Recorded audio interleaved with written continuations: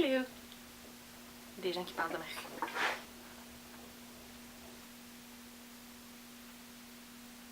Bonjour tout le monde! Kat Martin. Ça fait longtemps que j'ai pas fait de vidéo parce que, j'avais pas le temps. Donc, aujourd'hui, je veux répondre à quelques questions que je reçois quand je suis au travail, donc quand je suis en train de faire de la coloration. Les gens ont souvent, c'est rare que je fasse de la coloration au gars, là, mais les filles en général ont des questions beaucoup sur pourquoi telle couleur donne ça ou pourquoi telle couleur est pas faisable. Donc souvent les blondes sont un petit peu plus problématiques que les brunes. Quand je dis un petit peu, je veux dire beaucoup. Donc la raison pourquoi c'est en dessous de notre ton naturel, donc soit brun, soit châtain, soit noir, soit brun foncé, on a toujours un sous-ton. Donc le sous-ton peut passer de jaune à rouge foncé. Donc si tu as les cheveux noirs naturellement, ton sous-ton est rouge orangé. Si tu es blonde naturelle, ton sous-ton est un jaune pâle. La seconde qu'on met du bleach ou on met de la coloration là-dedans, c'est ça va aller chercher ton sous-ton. Donc avec le bleach, on va aller enlever le plus de pigments possible pour aller en remettre un autre. Mais pour qu'il y ait plus de pigments, il faut tourner à blanc. Donc évidemment, pour donner un ton qui est cendré, vu que les sous-tons sont tout le temps chauds, pour donner un ton cendré, mais souvent le plus pâle c'est le mieux aussi. Souvent les blondes demandent pourquoi ils tournent tout le temps jaune, c'est parce que c'est votre sous-ton. Faire un tourneur par-dessus qui va avoir des pigments cendrés dedans qui va aller contrer le jaune.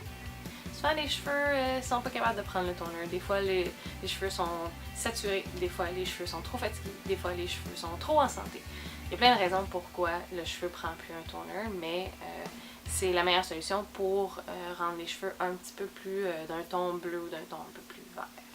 Pourquoi on tourne toujours un brun chaud quand le temps passe? Comme moi, là, je suis un brun très foncé quand je fais ma teinture, puis là après, je dirais après 3 semaines, je suis tout le temps cette couleur-là, qui est un brun. C'est parce que le sous-ton d'une couleur va souvent être chaude aussi pour aller matcher le sous-ton d'un cheveu naturel. Donc c'est souvent un brun cendré va tourner vert, c'est pas beau. Si on va mettre trop de pigments cendrés dans un cheveu, il va tourner vert, fait qu'on veut pas ça. Donc c'est mieux d'y aller neutre ou d'y aller un petit peu chaud. De toute façon, je te dirais que le cendré va mieux à peu près 10% de la population.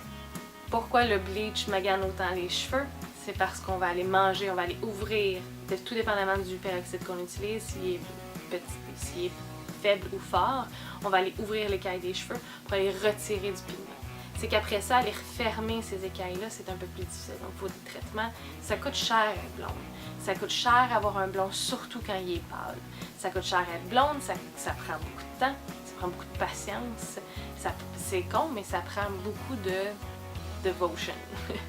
Donc, si vous voulez être blonde, il faut s'y préparer. Pourquoi c'est si difficile de faire pâlir du noir? Ben, c'est que c'est un niveau 1. Donc le niveau 1 est rempli de pigments pour que ce soit le plus foncé possible. Donc après ça, le cheveu est complètement saturé. Donc après ça, d'aller ouvrir l'écaille, d'aller retirer tous les pigments qu'on a mis depuis le début avec la couleur qui est trop foncée, c'est excessivement difficile. Comment bien maintenir une coloration? C'est utiliser un shampoing qui est pour les colorations. C'est d'utiliser des masques. Ça va refermer l'écaille de votre cheveu, comme ça la couleur va rester plus longtemps. Et il faut malheureusement visiter sa coiffeuse souvent pour faire couper les pointes, comme ça vos cheveux sont d'une belle couleur et d'une belle santé aussi. Et pour aussi avoir un pigment qui est plein, donc beau.